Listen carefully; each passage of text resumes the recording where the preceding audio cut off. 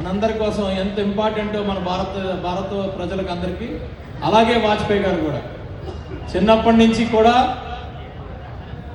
వాజ్పేయి గారిని చూస్తూ మోటివేట్ అవుతూ ఈరోజు ఇక్కడి వరకు వచ్చాం. అలాంటి వాళ్ళు అనేక మంది భారతదేశంలో ఉన్నారు.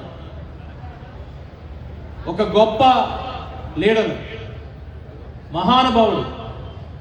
ఆయన గురించి చెప్పుకుంటే వేదిక సరిపోదు, చెప్పడానికి చాలామంది ఉన్నారు.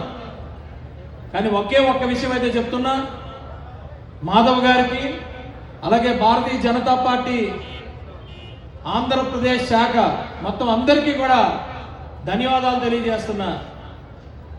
అనకాపల్లి జిల్లాలో జిల్లా ఏర్పడిన తర్వాత అనకాపల్లి ముఖ్య కూడలైన ఇక్కడ వాజ్పేయి గారి విగ్రహం పెట్టడం, రేపటి తరాలకి ఈయనెవరు అంటే డెఫినెట్గా వాజ్పేయి గారు లాంటి మహానేతలు ఈ దేశానికి తయారవ్వడానికి ఒక విగ్రహం మరి దోహదపడుతుంది.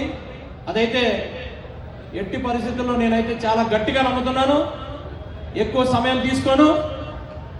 ఎవరికైనా వాజ్పేయి గారి గురించి తెలియకపోతే ఈ భారతదేశంలో పుట్టి భారతీయుడిగా పుట్టి దయచేసి వాజ్పేయి గారి గురించి తెలుసుకోండి. ఈరోజు మనం ఈ స్థాయిలో ఈ దేశం ఇలా ఉంది అంటే కారణం మరి వాజ్పేయి గారు అనేది మీ అందరికీ తెలియజేసుకుంటూ, జోహార్ అటల్ జీ, జోహార్ అటల్ జీ, జై హింద్.